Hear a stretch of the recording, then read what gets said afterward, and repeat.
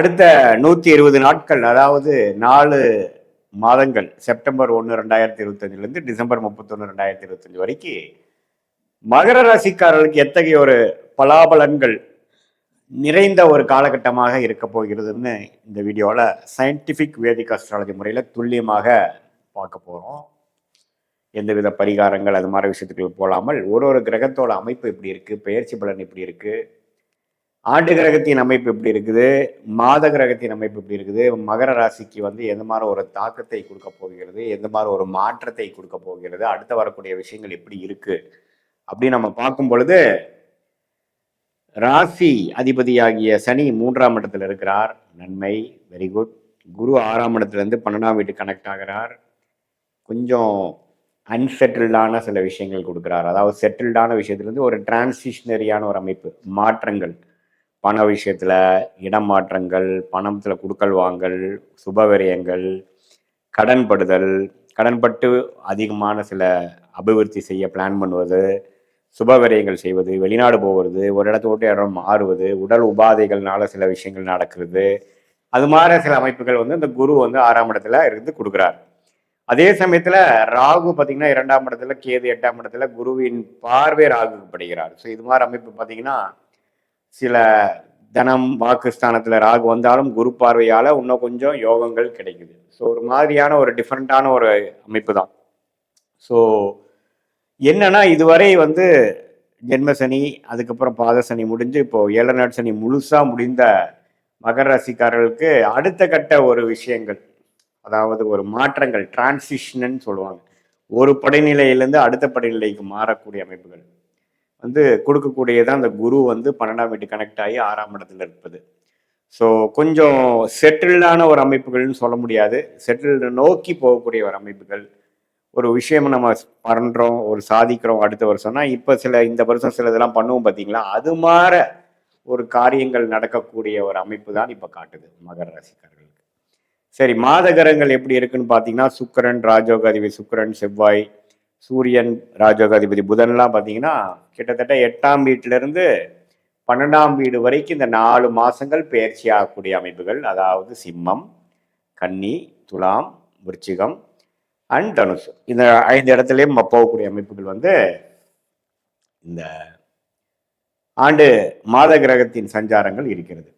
So இத்தகைய அமைப்பு ஓரளவுக்கு பாசிட்டிவான விஷயம்தான். ஏன்னா 10ஆம் இடத்துல சுக்கிரன் குரு பார்வை பெறுகிறது, நல்ல யோகம். சுக்கிர திசையெல்லாம் நடக்கிறவங்களா இருந்தால் ரொம்ப நல்ல அமைப்பு இருக்கு.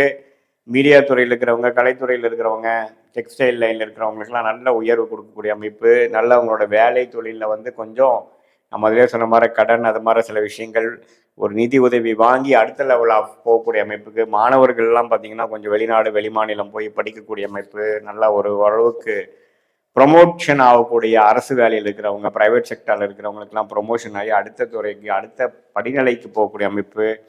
இது எல்லாமே செப்டம்பர், அக்டோபர், நவம்பர்லேருந்து அடுத்தடுத்து வரக்கூடிய அமைப்புகள் மிகவும் சிறப்பாக இருக்கக்கூடிய அமைப்பு கண்டிப்பாக மகர ராசிக்காரர்களுக்கு உண்டு. இதில் பாருங்க, செவ்வாய் பார்த்தீங்கன்னா ஓரளவுக்கு 10ஆம் இடத்துக்கே தொழில் மேன்மை, வேலையில் ஒரு ப்ரொமோஷன், ஒரு அதிகார விஷயங்கள், ஒரு அரசு விஷயத்தில் போய் கொஞ்சம் அதிகாரத்தில் போகிறது, அல்லது கொஞ்சம் ஹெட் பொசிஷனுக்கு போகுது, அது மாதிரி விஷயங்கள்லாம் இருக்குது. அதே சமயத்தில் மாணவர்கள் பாருங்கள் ஓரளவுக்கு நல்லா படிக்கக்கூடிய அமைப்பு, முதலோட இன்னும் கொஞ்சம் கிளாரிட்டியோட பண்ணக்கூடிய அமைப்பு. நம்ம என்ன ஹையர் ஸ்டடீஸ் பண்ணுறோம் அப்படிங்கிறதுல ஓரளவுக்கு தேர்ச்சி பெறக்கூடிய, ஒரு தெளிவு பெறக்கூடிய அமைப்பு எல்லாமே இந்த காலகட்டத்தில் ஒரு அக்டோபர், நவம்பர், டிசம்பர் வாக்கில் ஓரளவுக்கு வரக்கூடிய அமைப்பு மகர ராசிக்காரர்களுக்கு உண்டு. ஸோ 7 நாள் சனி முடிஞ்சிருச்சு. அதே சமயத்தில் குரு ஓரளவுக்கு 12ஆம் இடம், 2ஆம் இடம், 10ஆம் இடத்தை பார்ப்பதனால் தொழில் வேலையில் நம்ம ஸ்டேட்டஸில் முன்னேறுவதற்கு என்னென்ன விஷயங்கள், அதுக்கு வேணுங்கிற மாற்றங்கள், அதுக்கு வேணுங்கிற சீர்திருத்தங்கள், அதுக்கு வேணுங்கிற முயற்சிகள் எல்லாமே, பணம் விஷயம், இடம் விஷயம், வாழ்க்கையில் ஸ்டைல், லைஃப் ஸ்டைல் விஷயங்கள் எல்லாத்தையும் மாற்றத்தை கொண்டு வரக்கூடிய ஒரு அற்புதமான ஒரு டைமாக, ஒரு காலகட்டமாக மகர ராசிக்காரர்களுக்கு செப்டம்பர், அக்டோபர், நவம்பர், டிசம்பர் மாதங்கள் 2025 அந்த 120 நாட்கள் பார்த்தீங்கன்னா அது மாதிரி ஒரு அமைப்பு கட்டாயம் குடிக்கிறது. இது ஓரளவுக்கு மாத கிரகத்தின் சஞ்சாரங்கள், ஆண்டு கிரகத்தின் சஞ்சாரம் வச்சு ஒரு பொதுவான பலனை தவிர, உங்களுடைய பிறந்த தேதி, பிறந்த நேரம், பிறந்த ஊரை வைத்து வரக்கூடிய துல்லியமான ஜாதக பலனை வைத்துதான் நம்ம வந்து எப்படி இந்த கோச்சாரத்தையும் சேர்த்து வைத்து இந்த தசநாதன் எப்படி இருக்குது, நீ போயிட்டு இருக்கக்கூடிய புக்தி எப்படி, உங்க லக்னத்துக்கு அவர் யோகத்தை கொடுக்கக்கூடியவரா, அவயோகத்தை கொடுக்கக்கூடியவரா, எது மாதிரி ஆதிபத்தியத்தை கொடுக்க போறார், எது மாதிரி பாவம் இப்போ வந்து ரன் ஆயிட்டு இருக்கு, உங்களுக்கு போய்கொண்டு இருக்கிறது, எந்த மாதிரி வாழ்க்கை மாற்றங்கள் வந்து நம்மளால பார்க்க முடிகிறது உங்க ஜாதகத்துல. இந்த பொது பலன், இந்த துல்லியமான பலன் ரெண்டு சேர்த்து பார்க்கும் பொழுது சயின்டிபிக் வேதிக் அஸ்ட்ராலஜி முறையில பார்த்தீங்கன்னா நல்லா துல்லியமான பலன்களை நம்ம பார்த்து இதுல வந்து எது மாதிரி ஒரு சேஞ்சஸ் வந்து நம்ம எதிர்பார்க்கலாம் ஒரு 3 மாத காலத்தில், எது மாதிரி சேஞ்சஸ் ஒரு 6 மாத காலத்தில் எதிர்பார்க்கலாம், ஒரு வருடம், short term, long term pattern எப்படி இருக்கு, எது மாதிரி விஷயங்கள்லாம் நமக்கு பிராப்தமாக இருக்கிறது, எது மாதிரி விஷயங்கள்லாம் நமக்கு பிராப்தம் இல்லாமல் இருக்கிறது, இது மாதிரி விஷயங்கள்லாம் கொஞ்சம் நீங்கள் பார்க்கணும். ஸோ இது இப்படி நீங்கள் பார்க்கும் பொழுது பார்த்தீங்கன்னா உங்களுக்கு வர வேண்டிய விஷயங்கள், உங்களுக்கு இதுவரை நீங்கள் வந்து கடந்த ஒரு 6 மாதமாக ஒரு வருடமாக முயற்சி எடுத்துக்கொண்டு இருக்கக்கூடிய விஷயங்களுக்கு ஒரு பிரமாதமான ஒரு மேஜிக் போல் செயல்படக்கூடிய சில அமைப்புகள்லாம் வரக்கூடிய அமைப்புகள் உண்டு. ஸோ இந்த காலகட்டத்தை கரெக்டாக நீங்கள் யூஸ் பண்ணிக்கணும். இந்த நேரத்தில் பார்த்தீங்கன்னா கொஞ்சம் ஃபோக்கஸ் இல்லாமல், கான்சன்ட்ரேஷன் இல்லாமல் இருக்கக்கூடாது. ஏன்னா நமக்கு வந்து எல்லாமே சேர்ந்து வருகிறது. என்னதான் நிதி நிலைமை, உடல் நிலைமை ஒரு மாதிரி சௌரியம் இல்லாமல் இருந்தாலும் இதனால் முயற்சிகள் பெறுவதனால், செய்வதனால் அடுத்த கட்ட விஷயத்துக்கு போகக்கூடிய அமைப்புகள் உண்டு. ஸோ அதனால் நம்மளுடைய இந்த ஜென்ம ஜாதகத்தில் இருக்கக்கூடிய தசாபுக்திகளும் பொது பலன் ஆகிய சேர்த்து வைத்து பார்க்கும் பொழுது எது மாதிரி டைரக்ஷனில் நம்ம போக போகிறோம், நம்மளோட கர்மா எப்படி செய்கிறது, ஒரு ஜாதகமும் ஒரு கர்மா.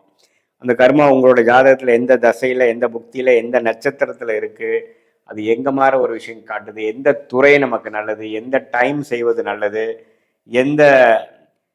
எது மாதிரி ஒரு அணுகுமுறை தேவைப்படுகிறது, இந்த வேகமாக செல்லக்கூடிய விஷயமா இருக்கா, கொஞ்சம் நிறுத்தி நிதானமாக போகக்கூடிய அமைப்பு இருக்கா, ரிஸ்க் எடுக்கக்கூடிய டைமா, ரிஸ்க் இல்லாத டைமா, இப்போ காலகட்டம் நமக்கு சாதகமாக இருக்கிறதா அல்லது சாதகம் இல்லாமல் நம்மளை கவிழ்க்க போகக்கூடிய காலகட்டமாக இருக்கிறதா அப்படிங்கிறதெல்லாம் நம்ம வந்து சயின்டிஃபிக் வேதிக் அஸ்ட்ராலஜி முறையில் நம்ம கர்மாவின் அடிப்படையில் நம்மளுடைய ஜோதிடம் எப்படி செயல்படுகிறது, நம்ம வாழ்க்கை திட்டங்களை அதுக்கு தகுந்தமாற தீட்டி நம்மளுடைய வாழ்க்கை சம்பவங்களை அமைப்புவேயானால் தேவையற்ற சமய விரயங்கள், தேவையற்ற பொருள் விரயங்களை எல்லாம் தவிர்த்து எதிர்நீச்சல் போட்டு நமக்கு பிராப்தமில்லாத விஷயங்களை செய்து துயரப்பட்டு நஷ்டப்பட்டு எல்லாத்தையுமே நம்ம ஓரளவுக்கு அவாய்ட் பண்ணி எந்த ஒரு விஷயம் வந்து நமக்கு சால சிறந்ததாக இருக்கிறதோ, நம்ம கர்மா எப்படி செயல்படுகிறதோ, பிராப்தங்கள் இருக்கிறதோ, அந்த டைரக்ஷன்ல நம்ம திட்டங்களை தீட்டி நம்ம வாழ்க்கை சம்பவங்களை அமைத்து கொள்ளும் பொழுது எளிதில் வெற்றி பெற முடியும் என்று நான் சொல்ல விரும்புகிறேன். மீண்டும் மற்றொரு காணொளியில் சந்திப்போம். நன்றி, வணக்கம்.